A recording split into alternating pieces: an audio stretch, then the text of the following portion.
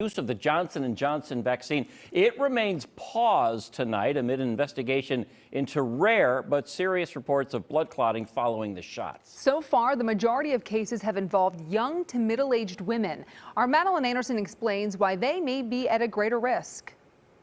The medical community is racing to understand why 6 people have developed blood clots in their brains after receiving the Johnson & Johnson COVID-19 vaccine. We want to make sure that these vaccines, number one, that they're safe themselves, but is there a population of people that are safest to receive this vaccine as well? The patients were all women between the ages of 18 and 48, while a 25-year-old man suffered the same condition during clinical trials last year.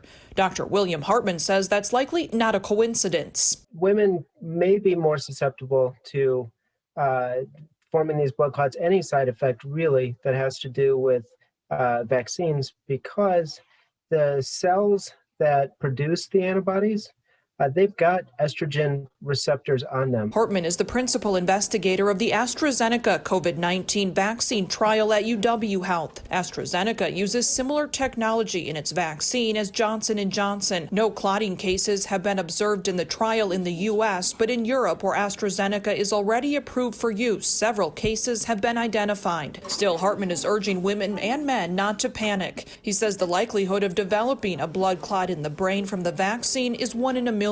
In fact, he says people are at 10 times greater risk of developing the same kind of clot from a COVID-19 infection. The protection that you get with the vaccine still quite outweighs that risk of developing COVID. Reporting, Madeline Anderson, FOX6 News.